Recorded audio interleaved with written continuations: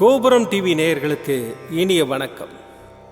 இன்று பிறந்தநாள் காணும் மற்றும் மணநாள் காணும் அத்துணை சகோதர சகோதரிகளுக்கும் எங்களது இனிய வாழ்த்துக்கள். பாபாவின் ஆசிகளோடு பல்லாண்டு காலம் நீங்கள் எல்லா வளங்களும் செல்வங்களும் பெற்று நலமுடன் வாழ வாழ்த்துகிறோம். பாபா அழைக்கிறார்.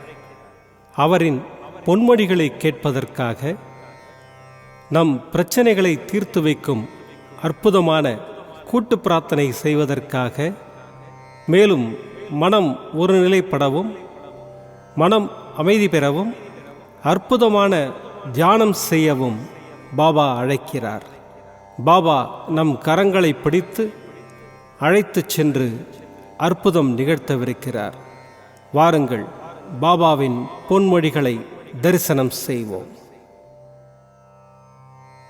அன்பு குழந்தையே, நீ வாழ்க்கையில் கஷ்டப்படுவதற்கு காரணமே நீ எடுத்த அவசர முடிவுகளால் தான் என்பதை உணர்ந்து கொள். இனியாவது அவசரப்படாமல் நிதானமாக நம் வாழ்க்கைக்கு இது சாத்தியமா, சாத்தியமில்லையா, பொருந்துமா, பொருந்தாதா என்று 1க்கு 100 முறை யோசித்து செயல்படு. அதன் பிறகு இதுதான் என் முடிவு என தீர்க்கமாக அதில் நிலைத்து நில். எப்போதும் குழப்பத்தில் இருக்கும் மனநிலை என்பது மிகவும் ஆபத்தானது. முடிவு எடுப்பதில் குழப்பம் என்பது உனக்கு நீயே அறியாமை என்னும் வலையில் மாட்டிக்கொள்வதற்கு சமம். அது எப்போதும் உன்னை சிக்கலில் மாட்டிவிடும். கடந்து போன கஷ்டகாலத்தையே நினைத்து கொண்டு உன் நிம்மதியை இழக்க வேண்டாம். எப்படி சந்தோஷம் அதிக நாள் நீடித்து நிற்க முடியாமல் ஒரு நாள் மறைந்து விடுகின்றதோ, அதைப்போல் கஷ்டமும் ஒரு நாள் மறைந்துவிடும். அதுவரை என்னை நினைத்து கொண்டு பொறுமையாக காத்திரு. இவ்வுலகில் யார் உனக்கென்று இருப்பார்களோ இல்லையோ, நான் இருப்பேன். ஒருபோதும் பின்னோக்கி சிந்திக்காதே. இனி எல்லாம் உனக்கு முன்னேற்றமே. உன் மனதில் நான் அமர்ந்து விட்டேன். இனிமேல் அதுதான் என்னிடம். கவலைப்படாதே. விரைவில் நீ எதிர்பார்த்த முன்னேற்றங்களை உன்னிடம் கொண்டு வந்து சேர்ப்பேன். உன் அப்பா சாயிருக்கிறேன். எதற்கும் கலங்காதே. ஓம் சாய்ராம். பாபாவின் அற்புதமான பொன்மொழிகளை தரிசனம் செய்தோம். அடுத்த நிகழ்வு கூட்டு பிரார்த்தனை. நம் மனநலன் சார்ந்த பிரச்சனைகளுக்காகவும், உடல் நலன் சார்ந்த பிரச்சனைகளுக்காகவும் மற்றும் நம் அனைத்து விதமான பிரச்சனைகளுக்காகவும் சாய்நாதரிடம் கூட்டு பிரார்த்தனை செய்வோம். வாருங்கள், இந்த அற்புதமான கூட்டு பிரார்த்தனையை செய்வோம். பிரார்த்தனாஷ்டகம். 8 பிரார்த்தனைகள். சாந்தமான மனம் கொண்ட சாயிநாதரே, அறிவின் சிகரமே, அன்புள்ளம் கொண்டவரே, கருணை கடலே, உண்மையின் இருப்பிடமே, மாயை என்னும் இருளை அகற்றுபவரே, ஜாதி மத பேதங்களுக்கு அப்பாற்பட்டவரே, எங்களின் புரிந்து கொள்ளும் திறமைக்கு அப்பாற்பட்டவரே, அன்பின் இருப்பிடமே, ஷீரடி வாழ் இறைவனே, என்னை காப்பாற்றும், என்னை காப்பாற்றும். ஞான சூரியனே, ஞானத்தை வழங்குபவரே, பக்தர்களின் மனங்களில் உலவிடும் பரமஹம்சரே, அனைத்து நன்மைகளுக்கும் காரணமானவரே, தங்களை சரணடைந்தவரை காப்பவரே, படைக்கும் தொழில் புரியும் பிரம்மாவும் காக்கும் கடவுளான விஷ்ணுவும் நீங்களே. 3 உலகங்களையும் யுகங்கள் முடிவில் தன்னுள் ஐக்கியமாக்கிக் கொள்ளும் ருத்திரனும் தாங்களே.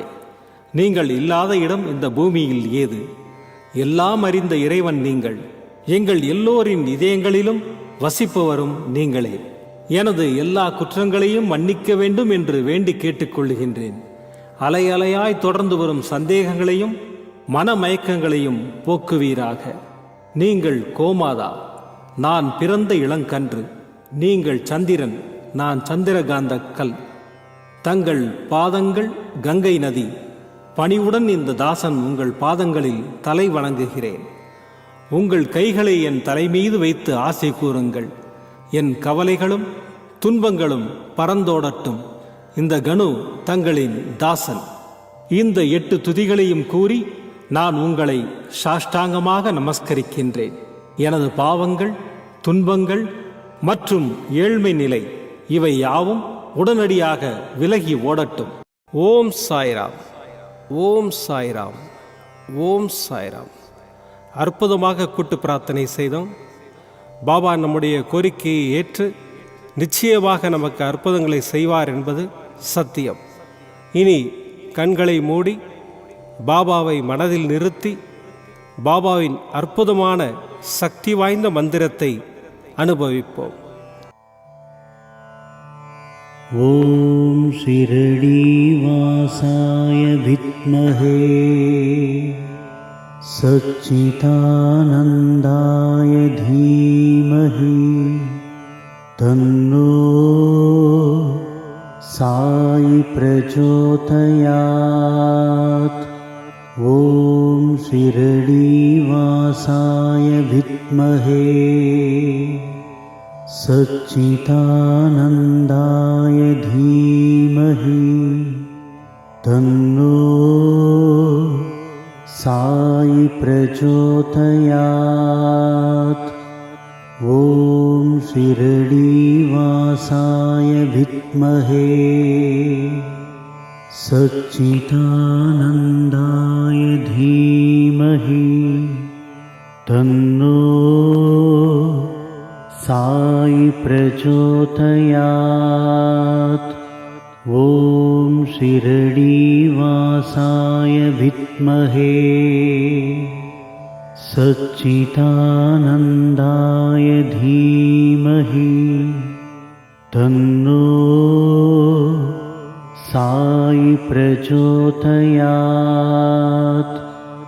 ஓம் ஷிரடி வாசாய வித்மஹே சச்சிதானந்தாய தீமஹி தன்னோ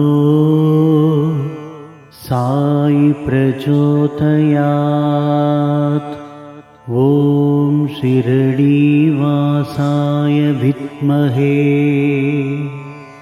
சச்சிதானந்தாய தீமஹி தன்னோ சாயி பிரச்சோதயாத். ஓம் ஷிரடி வாசாய வித்மஹே சச்சிதானந்தாய தீமஹி தன்னோ சாயி பிரச்சோதயாத். ஓம் ஷிரடி வாசாய வித்மஹே சச்சிதானந்தாய தீமஹி தன்னோ சாயி பிரச்சோதயாத். ஓம் ஷிரடி வாசாய வித்மஹே சச்சிதானந்தாய தீமஹி தன்னோ சாயி பிரச்சோதயாத். ஓம் ஷிரடி வாசாய வித்மஹே சச்சிதானந்தாய தீமஹி தன்னோ சாயி பிரச்சோதயாத்.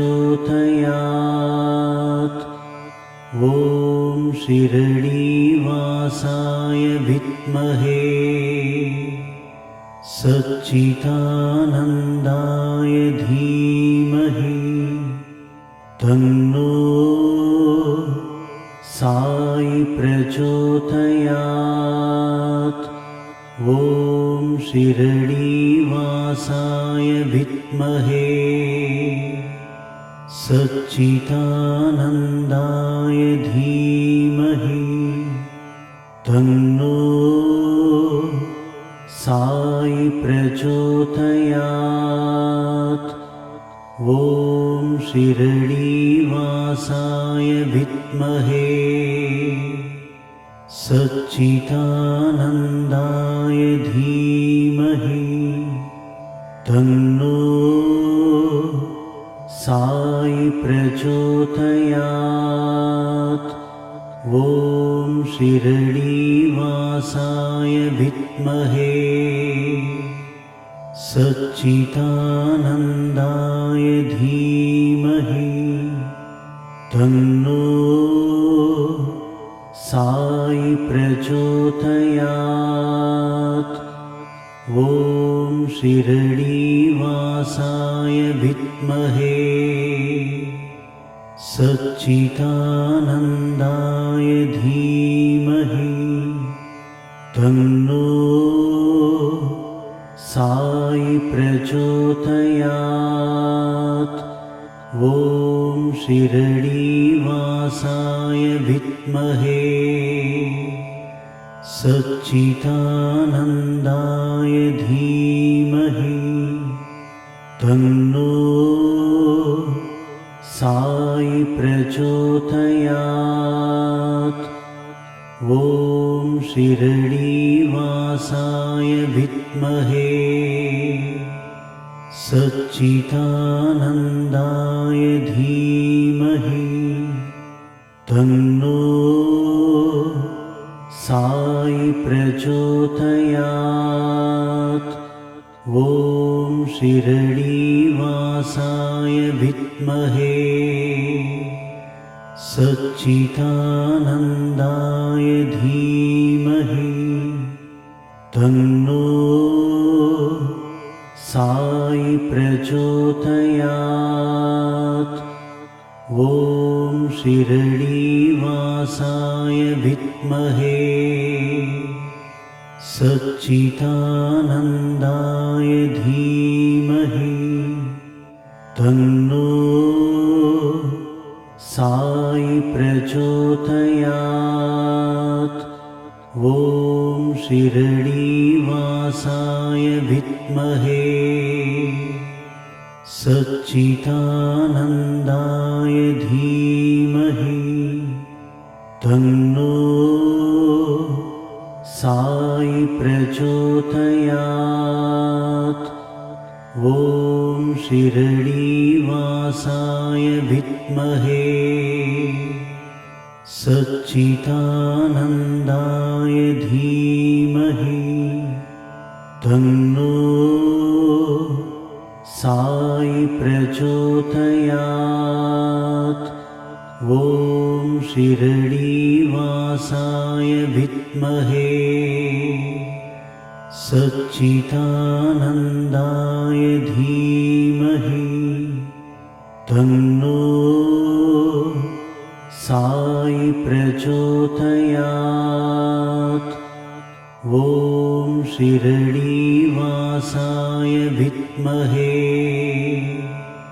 सच्चिदानन्दाय धीमहि तन्नो साई प्रचोदयात्। ॐ शिरडीवासाय विद्महे सच्चिदानन्दाय धीमहि तन्नो साई प्रचोदयात्। ॐ शिरडीवासाय विद्महे सच्चिदानन्दाय धीमहि तन्नो साई प्रचोदयात्। ॐ शिरडीवासाय विद्महे सच्चिदानन्दाय धीमहि तन्नो साई प्रचोदयात्। ॐ शिरडीवासाय विद्महे सच्चिदानन्दाय धीमहि तन्नो साई प्रचोदयात्। ॐ शिरडीवासाय विद्महे सच्चिदानन्दाय धीमहि तन्नो साई प्रचोदयात्। ॐ शिरडीवासाय विद्महे सच्चिदानन्दाय धीमहि तन्नो साई प्रचोदयात्। ॐ शिरडीवासाय विद्महे सच्चिदानन्दाय धीमहि तन्नो साई प्रचोदयात्। ॐ शिरडीवासाय विद्महे सच्चिदानन्दाय धीमहि तन्नो साई प्रचोदयात्। ॐ शिरडीवासाय विद्महे सच्चिदानन्दाय धीमहि तन्नो साई प्रचोदयात्।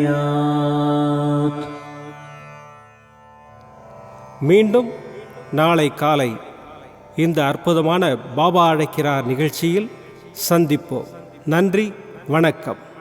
விதம் விதமான பக்தி நிகழ்ச்சிகளை உங்களுக்காக தந்து கொண்டிருக்கிறது உங்கள் கோபுரம் டிவி. உங்களுக்கு பிடித்த நிகழ்ச்சிகளை லைக் செய்யுங்கள், உங்களுக்கு பிடித்த மாணவர்களுக்கு ஷேர் செய்யுங்கள். மேலும் சப்ஸ்கிரைப் செய்வதோடு மட்டுமல்லாது அருகில் இருக்கும் பெல் பட்டனை கிளிக் செய்து கோபுரம் டிவி நிகழ்ச்சிகளை உடனுக்குடன் தெரிந்து கொள்ளுங்கள். மற்றும் ஒரு மகிழ்ச்சியான செய்தி, கோபுரம் டிவி ஆப்பை கூகுள் பிளே ஸ்டோரில் ஃப்ரீ டவுன்லோட் செய்து கோபுரம் டிவி நிகழ்ச்சிகளை தொடர்ந்து கண்டுகளியுங்கள், பாருங்கள், ரசியுங்கள், பரவசமடையுங்கள். gopuramtv.com பக்தி பக்திமயம்.